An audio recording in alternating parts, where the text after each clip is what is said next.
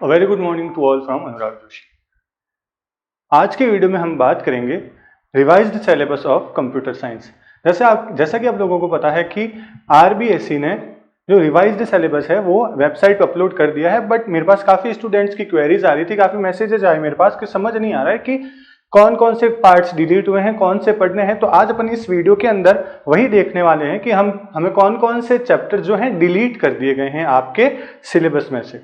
Okay, तो चलिए start करते हैं हमारा वीडियो, और मैं होप करता हूं आप सभी इसको एंड तक जरूर देखें, क्योंकि आपके सारे डाउट्स जो भी आपके माइंड के अंदर होंगे सारे क्लियर कर दूंगा आज मैं। ठीक है, तो सबसे पहले अपन बात करेंगे फर्स्ट यूनिट की। तो जैसा कि आप लोगों को पता है कि जो आपकी फर्स्ट यूनिट थी उसके अंदर हमारे पास 5 चैप्टर थे। ओके, तो फर्स्ट यूनिट आपकी किसकी थी? डेटा स्ट्रक्चर की। ठीक है ना। तो डेटा स्ट्रक्चर के हमारे पास डेटा स्ट्रक्चर के अंदर हमने देखा था कि हमारे पास 5 चैप्टर है इस यूनिट के अंदर। सबसे पहला था आपका introduction of data structure, second था आपका array in data structure, third क्या था आपका sorting, then queue and stack, and fifth था आपका लिंक लिस्ट। ओके, तो पहले हमने जब पहले की वीडियोस में देखा था कि मैंने आपको एक एक चीज बताई थी कि सॉर्टिंग क्या होती है, क्यू क्या होता है, लिंक लिस्ट क्या होता है। और ये जो आपका फर्स्ट यूनिट है इसके 20 मार्क्स के क्वेश्चंस इसमें से आते थे आपके, जिसमें आपको मैंने बताया था कि लिंक लिस्ट कैसे काम करती है, कैसे वर्किंग, मैंने इन सब का आपको इंट्रोडक्शन बताया था। बट अब आपका जो डिलीटेड जो हमारे पास सिलेबस है उसके हिसाब से अब आपके क्या हुआ है कि जो लिंक लिस्ट, क्यू और स्टैक जो है वो आपके डिलीट कर दिए गए हैं, वो अब आपके एग्जाम्स में नहीं आएंगे। ये बहुत ज़्यादा डिफिकल्ट पार्ट्स थे, तो आरबीएसई वालों ने ये एक अच्छा काम कर दिया कि ये कंप्लीटली डिलीट कर दिए। अब बात आती है कि आप लोगों ने देखा होगा कि जो थर्ड चैप्टर है इसके अंदर 2 चीज़ें आती हैं, सर्चिंग एंड सॉर्टिंग, बट आपके चैप्टर का नाम सॉर्टिंग है। तो उन्होंने क्या किया है, जो सॉर्टिंग वाला पार्ट है उसी को डिलीट करा है। सर्चिंग जो है उसके अंदर जैसे कि लीनियर सर्च, बाइनरी सर्च, ये टॉपिक्स जो हैं डिलीटेड नहीं है, हमको इन टॉपिक्स पे तो काम करने हैं, ये तो आपको पढ़ने ही पड़ेंगे। ओके, तो आपके ये 2 चैप्टर्स तो पूरे डिलीटेड हैं। जो थर्ड चैप्टर है जो उन्होंने डिलीट करा उसमें से जो सॉर्टिंग वाला पार्ट है, क्विक सॉर्ट, बबल सॉर्ट, जो भी सॉर्टिंग्स के बारे में आप लोगों को बताया था वो सारे क्या हैं, डिलीट हो गए हैं। तो बट हमें पढ़ना क्या पड़ेगा, सर्चिंग, मतलब जो लीनियर सर्च, बाइनरी सर्च वगैरह है हमको बस उनके बारे में पढ़ना है। ओके, तो यहाँ पे मेरे पास ये पूरा सिलेबस है, तो मैं आपको बता देता हूँ और क्या क्या डिलीट हुआ है। तो अगर अपन बात करें फर्स्ट और सेकेंड चैप्टर की, तो अगर इनमें से अगर अपन देखें तो जो डायनामिक मेमोरी एलोकेशन टॉपिक जो है वो आपका डिलीट हो गया है। डायनामिक मेमोरी एलोकेशन, तो डायनामिक मेमोरी एलोकेशन क्या होता है हमें पता है, हमने पहले भी पढ़ रखा है कि जो आपके मेलॉक, कैलॉक फंक्शन होते हैं, malloc function, calloc function, realloc, free, ये सारे फंक्शंस जो हमने पढ़े थे ये सारे अब क्या हुए हैं, ये आपके डिलीट हो चुके हैं, अब ये आपके एग्जाम्स में नहीं आएंगे। तो इन सारे टॉपिक्स को आपको स्किप कर देना है। ओके, तो अब आपके पास जो 20 नंबर के क्वेश्चंस आएंगे उनके लिए सिर्फ आपको 3 टॉपिक्स ही पढ़ने हैं। आपको सबसे पहले इंट्रोडक्शन ऑफ डेटा स्ट्रक्चर पढ़ना है, जिसके अंदर हमने सबसे इंपॉर्टेंट क्या है, operations perform on data structure. कौन कौन से ऑपरेशंस परफॉर्म होते हैं डेटा स्ट्रक्चर के ऊपर, आपको इसी के बारे में पढ़ना है। सेकंड चैप्टर जो है आपका एरे इन डेटा स्ट्रक्चर, जिसके अंदर ऑपरेशंस परफॉर्म ऑन एरे आपको इनके बारे में पढ़ना है। तो हमने एक वीडियो में देखा था, हमने इंसर्शन ऑफ एरे के बारे में पढ़ा था। तो insertion, deletion, single D array पे, मल्टी डायमेंशनल एरे पे कैसे कैसे वर्क करता है, आपको सिर्फ इन बारे में पढ़ना है। बाकी आपको थर्ड, फोर्थ और फिफ्थ चैप्टर को स्किप ही करना है इसमें से। ओके, चलिए अब हम बात करते हैं सेकंड यूनिट की, जो कि है आपकी उप्स कॉन्सेप्ट पे। इनमें से उन्होंने ज्यादा कुछ तो नहीं डिलीट करा है, बट कोई पूरा कंप्लीट चैप्टर नहीं डिलीट करा है, बट हमने काफी चीजें कवर कर ली है जो इसमें से डिलीट हो गई है, ठीक है ना। तो अगर अपन बात करें तो पॉलीमॉर्फिज्म हमने एक चैप्टर पढ़ा था, तो पॉलीमॉर्फिज्म में हमने क्या पढ़ा था कि दो टाइप्स होते हैं, एक तो फंक्शन ओवरलोडिंग या ऑपरेटर ओवरलोडिंग,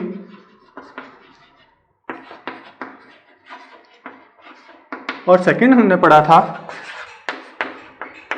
फंक्शन ओवरराइडिंग या ऑपरेटर ओवरराइडिंग। तो इसमें जो डिलीटेड पार्ट है वो है आपका फंक्शन ओवरलोडिंग और ऑपरेटर ओवरलोडिंग। ये वाला पार्ट जो है आपका ये डिलीटेड है, बट आपको पॉलीमॉर्फिज्म तो पढ़ना पड़ेगा, उसके अंदर जो फंक्शन ओवरराइडिंग और ऑपरेटर ओवरराइडिंग है उनके बारे में आपको पढ़ना है, आप इसको स्किप नहीं कर सकते, ठीक है ना। तो अब जो आपको पता है ऑपरेटर ओवरलोडिंग के अंदर हमने पढ़ा था जैसे unary operator overloading by using friend function. मुझे पता है काफी लोगों को दिक्कत है इस टॉपिक पे, बट अब आपको घबराने की जरूरत नहीं क्योंकि ये भी डिलीटेड हो गए हैं। जो आपके friend function using operator overloading था, member function using operator overloading था, ये सारे कुछ जो भी टॉपिक्स हैं ये सारे आपके क्या हुए हैं, अब आपके सिलेबस में से हटा दिए गए हैं, डिलीट कर दिए गए हैं, इसलिए अब आपको घबराने की जरूरत नहीं है। इस बार ये आपके बहुत ज्यादा इजी पेपर आएगा, बस थोड़ी सी मेहनत करने की जरूरत है आप लोगों को, ठीक है। इसके बाद जो डिलीटेड पार्ट है आपका इस यूनिट में से वो है आपका हाइब्रिड एंड हिरारिकल इनहेरिटेंस। तो हमने क्या बताया था कि हमने इनहेरिटेंस के बारे में पढ़ा था, इनहेरिटेंस के 5 टाइप्स होते हैं, हमें ये भी पता है, ठीक है। अब आपको उन 5 टाइप्स में से सिर्फ 3 टाइप्स के बारे में ही पढ़ना पड़ेगा। हाइब्रिड और हिरारिकल इनहेरिटेंस जो है इनको डिलीट कर दिया गया है, तो इन टॉपिक्स को आप स्किप कर सकते हैं, ठीक है ना। इसके बाद जो डिलीटेड है वो है आपका pointer to member function,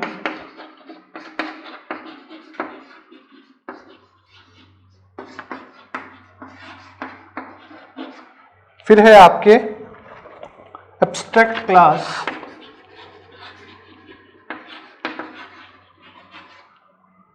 virtual base class,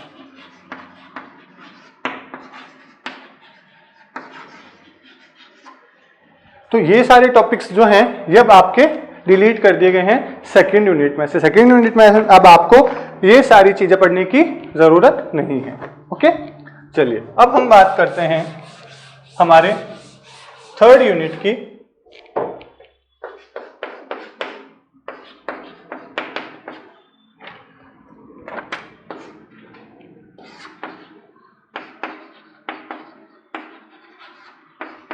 database management system, DBMS। तो आपके जो थर्ड यूनिट है इसके अंदर जो टॉपिक्स थे पहले आने वाले वो कौन कौन से थे आपके? DBMS, RDBMS, SQL, PLSQL। तो ये सारे जो टॉपिक्स हैं ये आपके थर्ड यूनिट के अंदर आते हैं, जिसके अंदर हम पढ़ते हैं ER डायग्राम कैसे बनाना होता है। मतलब आपके पास एक टेबल बनी हुई होती है, उसकी हेल्प से आपको अलग अलग जैसे अगर आप कोई एंटिटी ले रहे हो तो एंटिटी का जो सिंबल होता है वो किस तरह से होता है। अगर आप किसी के बीच में रिलेशनशिप बना रहे हो तो उसके लिए आपको किस सिंबल का यूज करना पड़ता है। इस तरह से ER डायग्राम्स होते थे वो अब आपके। और फिर आपको SQL की क्वेरीज जो आप DDL, DML, ये सारी जो भी लैंग्वेजेस हैं जो आपने 11th के अंदर पढ़ी हैं वो सारा आता था आपका इसमें। डेटाबेस मैनेजमेंट सिस्टम है, फिर इसके अंदर आपके एक आता था नॉर्मल फॉर्म्स, जिसके अंदर दो टेबल्स के बीच में कैसे रिलेशनशिप्स क्रिएट करी जाती है, 1 to 1, 1 to many, many to 1। ये सारे जो टॉपिक्स हैं ये आपके थर्ड यूनिट के टॉपिक्स हैं, ठीक है। ये डिलीटेड नहीं बता रहा हूं, मैं आपको बता रहा हूं कि ये सारे टॉपिक्स आपके थर्ड यूनिट के अंदर आते थे। बट अब जो है आपके जो थर्ड यूनिट है उसमें से जो टॉपिक्स डिलीट कर दिए गए हैं वो है सबसे पहले आपका ER डायग्राम। ER डायग्राम जो है वो वाला टॉपिक आपके डिलीट कर दिया गया है। सेकंड, फंक्शन डिपेंडेंसी, ये भी आपके डिलीट कर दी गई है। ओके, फिर आपके एक चैप्टर है 15th चैप्टर PL SQL, ठीक है, जिसके अंदर ट्रिगर क्या होता है, कर्सर क्या होता है, ये सारी चीजें आती हैं। तो ये भी आपका जो पूरा कंप्लीट चैप्टर जो है वो ही डिलीट कर दिया गया है, ठीक है ना। तो अब आपको इन सब चीजों के बारे में नहीं पढ़ना। अब आप नॉर्मली जो आपको 11th में आपने पढ़ा है, मैं आपको वापस ये कहना चाहूंगा उन चीजों को आप जरूर स्ट्रॉन्ग कर लें, क्योंकि आपको ज्यादातर वही चीजें पूछने वाले हैं कि DML कमांड्स कौन कौन से होते हैं, DDL कमांड्स कौन कौन से होते हैं, इनके बारे में आपको सारा कुछ पता होना चाहिए। उसके अलावा एक्स्ट्रा जो पूछा जाएगा वो है RDBMS और DBMS, जिसके अंदर मैंने आपको बताया था जैसे नॉर्मल फॉर्म्स वगैरह क्या होती हैं उनके बारे में हम पढ़ेंगे। ये सारी चीजें आपके रिवाइज सिलेबस के अंदर हैं जो हमें कवर करनी है। ओके, तो ये आपका थ्योरी पार्ट था। तो मैं आपको एक बार इनका जो नंबर डिस्ट्रीब्यूशन है वो भी बता देता हूं कि जो आपकी फर्स्ट यूनिट है डेटा स्ट्रक्चर, उसमें से आपके 20 मार्क्स के क्वेश्चन आएंगे। 20 मार्क्स के क्वेश्चन जो आएंगे वो आपके किस किस में आएंगे, सिर्फ जो फर्स्ट सेकंड चैप्टर है और थर्ड जिसमें सर्चिंग है, बस उसी में से आपके 20 मार्क्स के क्वेश्चन आ जाएंगे। जो सेकंड यूनिट है आपकी ऊप्स कॉन्सेप्ट, उसमें से आपके 16 मार्क्स के क्वेश्चन आएंगे, ठीक है। और जो थर्ड यूनिट है DBMS या जिसको आप SQL भी कह सकते हो, उसमें से आपके 20 मार्क्स के क्वेश्चन आएंगे। ओके, इस तरह से आपके जो रिटर्न पेपर होगा, जो थ्योरी पेपर है वो आपका 56 मार्क्स का है, ठीक है ना। आपको बहुत ज्यादा आपके पास अपॉर्चुनिटी है इस बार ग्रैब करने की कि आप टोटल इसमें से कंप्लीट 100 में से 100 मार्क्स ला सकते हैं, क्योंकि काफी इजी कर दिया गया है कोर्स। आपको बस थोड़ी सी मेहनत करने की जरूरत है, ठीक है। ये था आपका थ्योरी पार्ट। अब अपन बात करते हैं प्रैक्टिकल की। प्रैक्टिकल के अंदर भी आपके तीनों यूनिट में से कुछ ना कुछ जरूर आता है। जो आपका फर्स्ट यूनिट है डेटा स्ट्रक्चर, उसमें आपके 8 मार्क्स का प्रोग्राम आता है। ऊप्स में भी 8 मार्क्स का आता है। और जो आपका DBMS है उसमें से 4 मार्क्स के प्रोग्राम या क्वेश्चन आता है आपके, ठीक है ना। तो अब जो आपका डेटा स्ट्रक्चर है इसमें से आपके जो प्रोग्राम आ सकते हैं वो किस तरह से आ सकते हैं कि आपको एक सी के अंदर प्रोग्राम बनाना है किसी भी एक ऑपरेशन को परफॉर्म करवाने का। जैसा आ सकता है आपके कि ट्रैवर्सिंग ऑपरेशन का एक प्रोग्राम इन सी लैंग्वेज। तो अगर आपको अभी भी सी लैंग्वेज में प्रॉब्लम है तो मैं आपको सजेस्ट करूंगा आप सी लैंग्वेज पे ज्यादा फोकस करिए, क्योंकि आपका डीएसए जो है वो पूरा सी लैंग्वेज के ऊपर ही है हमारे कोर्स के अंदर। तो सी लैंग्वेज के अंदर आप ट्रैवर्सिंग, डिलीशन, इंसर्शन, ये सारे ऑपरेशंस कैसे परफॉर्म करवा सकते हैं, आप इन पे थोड़ा प्रैक्टिस कीजिए, क्योंकि आपके प्रैक्टिकल के अंदर ये सब पूछे जा सकते हैं। सेकंड है आपका ऊप्स कॉन्सेप्ट्स के ऊपर आए आपका एक प्रोग्राम आ सकता है, बोले किसके भी ऊपर आया, आपके फंक्शन ओवरराइडिंग के ऊपर आ सकता है, इनहेरिटेंस के ऊपर भी आ सकता है, आपके पॉलीमॉर्फिज्म के ऊपर भी आ सकता है, कंस्ट्रक्टर के ऊपर आ सकता है, डिस्ट्रक्टर के ऊपर आ सकता है। तो ये सारे टॉपिक्स आपको कवर करने पड़ेंगे ऊप्स के प्रैक्टिकल के लिए, ठीक है।